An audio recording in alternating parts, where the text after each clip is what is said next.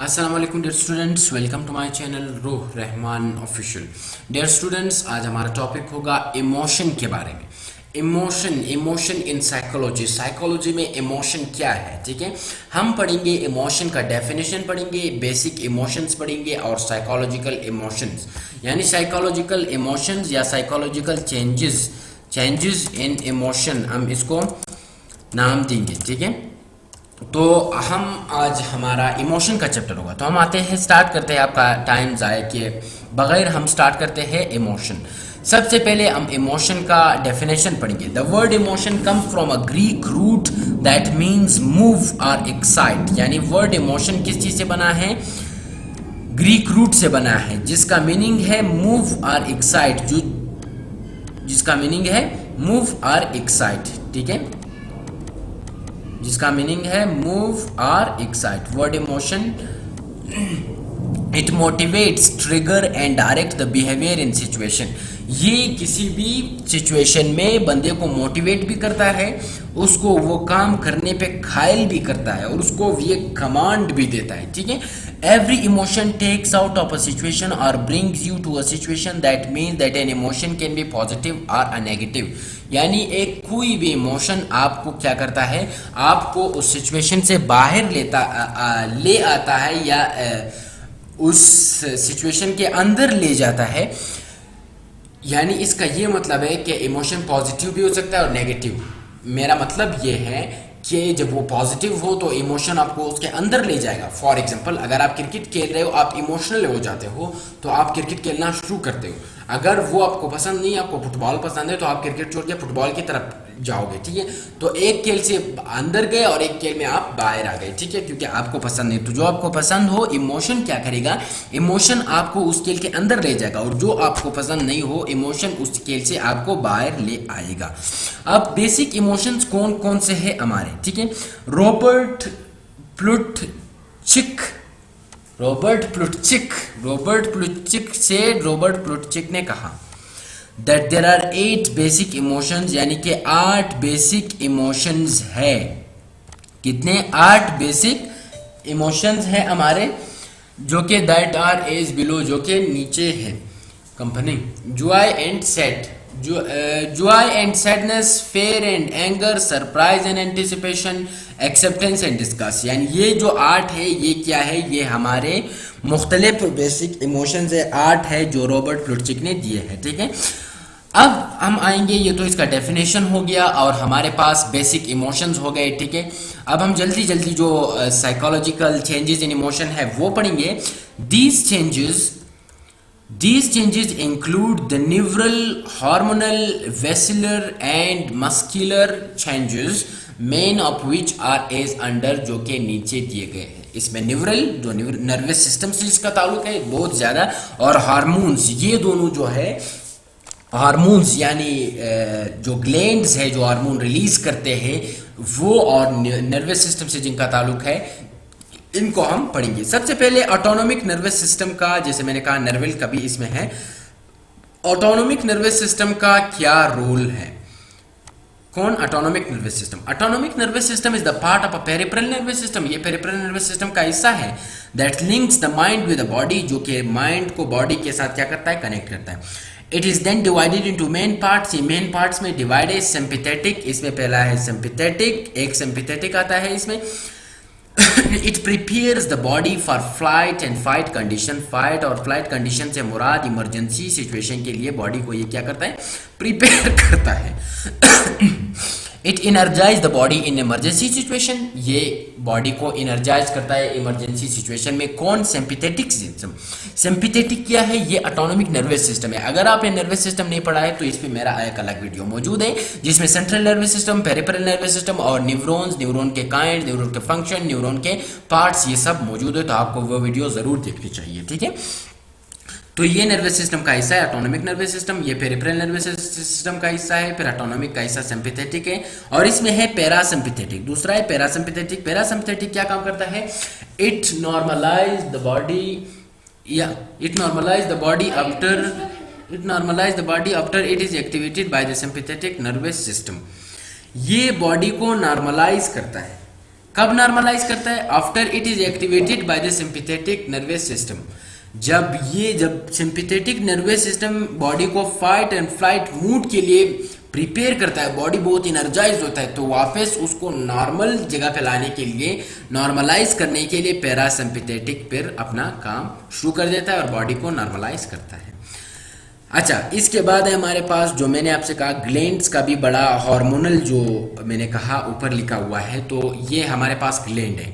Role of adrenal glands in emotion. Adrenal glands जो kidney के ऊपर होते हैं, ठीक है, इनका इमोशंस के साथ क्या ताल्लुक है? There are two adrenal glands, दो एड्रिनल ग्लैंड्स है ऑन ह्यूमन किडनीज में that play important role in the emotional response. उनका फिर अपना इमोशनल रिस्पॉन्स में ये भी रोल अदा करते हैं। इसके बाद हमारे पास है लिम्बिक सिस्टम। अगर आपको लिम्बिक सिस्टम पे मैंने एक अलग वीडियो बनाई, अगर आपको लिम्बिक सिस्टम नहीं आता तो पूरा लिम्बिक सिस्टम में जितने भी उनके पार्ट्स है, सब पार्ट्स है, ये ब्रेन का हिस्सा है, किस ब्रेन का हिस्सा है, कहाँ से, ये लिम्बिक सिस्टम पे मैंने एक वीडियो बनाई है, सेंट्रल नर्वस सिस्टम पे वीडियो बनाई, उसमें लिम्बिक सिस्टम है, इसको जरूर देख लीजिए ताकि वो भी आपको समझ आ सके। लिम्बिक सिस्टम क्या है? It is a combination of 3 organs. इसमें 3 ऑर्गन्स होते हैं, मैग्डुला, हाइपोकैम्पस एंड स्टेम्प। इसमें 3 चीजें होते हैं, मैग्डुला होता है, हाइपोकैम्पस एंड स्टेम्प, ठीक है। हम इसके फंक्शंस में अलग अलग नहीं जाएंगे, बस सिर्फ ये कहेंगे it displays the emotional reaction. ये इमोशनल रिएक्शंस में इसका बहुत बड़ा किरदार है लिम्बिक सिस्टम का, ठीक है। अब हम आते हैं थियरीज ऑफ इमोशन। 2 थियरीज है इमोशन के, एक है जेम्स लेंज थ्योरी, दूसरा है Cannon Bard theory. James Lange theory और दूसरा है कैनन बार्ड थ्योरी, इनको हम पढ़ेंगे। James Lange theory, the theory is prepared by William James and Carl Lange. William James और कार्ल लेंज ने इस थ्योरी को प्रिपेयर किया है, therefore it is called James Lange theory, जिसकी वजह से इसको हम क्या कहते हैं? जेम्स लेंज थ्योरी कहते हैं, ठीक है। जेम्स लेंज थ्योरी इसको हम कहते हैं। The theory tells that our experience of emotion is the awareness of our psychological response to emotion arousing stimuli. ये द मोस्ट इंपॉर्टेंट पॉइंट है, इस थ्योरी का मोस्ट इंपॉर्टेंट पॉइंट ये है, बस सारी थ्योरी यही है कि हमारा जो एक्सपीरियंस ऑफ इमोशन है, our experience of emotion is the awareness of our psychological response. जब हमारे ऊपर एक साइकोलॉजिकल रिस्पॉन्स आता है तो हम एक्सपीरियंस करते हैं किसी चीज को, ठीक है। इमोशन अरोजिंग स्टिमुलाई, वो साइकोलॉजिकल रिस्पॉन्स किस चीज के नतीजे में आता है? वो एक स्टिमुलाई जब अरोज होता है उसके नतीजे में साइकोलॉजिकल रिस्पॉन्स आता है, फिर हम किसी चीज को क्या करते हैं? एक्सपीरियंस करते हैं। To exemplify, most of us cry, हम रोते हैं बिकॉज वी आर सैड, क्योंकि हम गमजदा होते हैं। बट विलियम जेम्स ये कहता है दैट वी फील सॉरी, हम गमजदा होते हैं, बिकॉज वी क्राई, जिसकी वजह से हम रोना शुरू करते हैं, ठीक है। ये मतलब ये उसका उलट है, ये इस तरह है, वी फील सॉरी, यहाँ पे है we cry because we are sad, हम रोते हैं क्योंकि हम गमजदा है, ठीक है। गमजदा बाद में, यहाँ पे हम गमजदा पहले फिर हम रोते हैं, ठीक है। And afraid because we tremble, हम खौफजदा है इस वजह से हम कांपते हैं, ठीक है। वहां पे इसका केस इस तरह है कि वहां पे इसका ये केस है कि हम क्या करते हैं?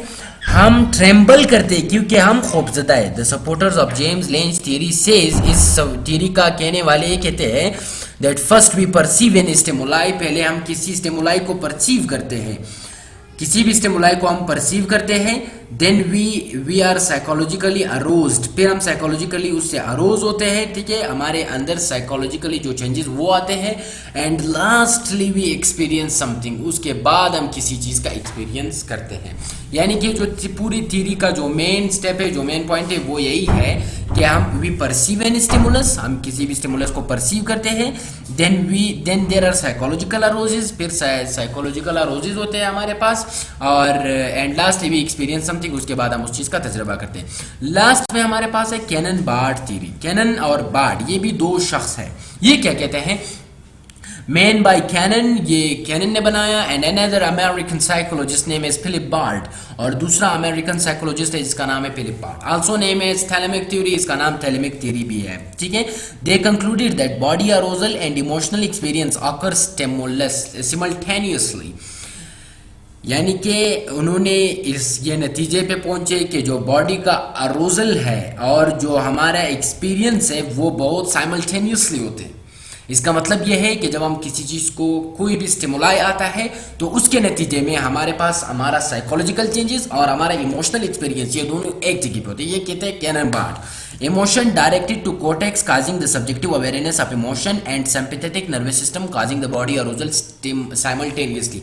ये समझाया है कि हमारे पास जब इमोशंस होते हैं वो हम किस तरफ भेजते हैं, डायरेक्टली कोर्टेक्स को भेजते हैं, ठीक है, जो कि सब्जेक्टिव अवेयर यानी जो कि अवेयरनेस पैदा करता है कि कौन सा सब्जेक्ट किस तरह कहाँ से आया है, ठीक है, of emotions and sympathetic nervous system. और दूसरा जो मैंने कहा आपको 2-3 मरतबा हमने पढ़ा, sympathetic nervous system causing the body arousal simultaneously. Sympathetic nervous system से मुराद ये बॉडी को फाइट एंड फ्लाइट मूड के लिए प्रिपेयर करता है, ठीक है। System causing the body arousal simultaneously यानी एक जगह पे इन दोनों को वो क्या करता है, अरोज करता है। और the theory holds that nerves carry data about stimuli. जब ये एक जो नर्व्स होते हैं ये जब किसी भी स्टिमुलाई के बारे में डेटा को कैरी करते हैं to the cortex high brain level analyze the nature of the stimuli. जब कोर्टेक्स को भेजते हैं वो जो हायर ब्रेन लेवल एनालाइजमेंट है वो करते हैं स्टिमुलस का। If the signal indicate a threat, अगर ये सिग्नल थ्रेट क्या कर रहे हो, इमर्ज कर रहे हो, उससे उस सिग्नल से वो पैदा कर रहे हो, cortex then signal the thalamus, ये थैलेमस को ऑर्डर देता है and thalamus then signals the organs of the body producing the psychological change. यानी अगर एक चीज़ आता है वो कॉर्टेक्स के पास जाता है, एक स्टिमुलाई कॉर्टेक्स के पास जाता है, कॉर्टेक्स उसको एनालाइज करता है हाई ब्रेन सिस्टम, फिर उसके बाद अगर वो थ्रेट प्रोड्यूस कर रहा था उसमें से थ्रेट्स थे तो वो थैलेमस को भेजेगा, थैलेमस बॉडी के सिस्टम को ऑर्डर देगा कि आप ये काम इस तरह करें। उसके बाद क्या होगा, साइकोलॉजिकल चेंज होंगे एक बंदे में, ठीक है। हमारी अगली वीडियो होगी मोटिवेशन का डेफिनेशन और फैक्टर्स ऑफ मोटिवेशन। तब तक के लिए इतना ही काफ़ी है कि हमने इमोशन का डेफिनेशन, जो बेसिक इमोशंस है वो पढ़े, फिर उसके बाद हमने हमारे पास साइकोलॉजिकल इमोशनल चेंजेस है, और लास्ट में हमने क्या पढ़े, लास्ट में हमने थीरीज ऑफ इमोशन जो कैनन बार्ड है और जेम्स लेंज, ये दोनों थीरीज पढ़े। तब तक के लिए अल्लाह हाफिज़।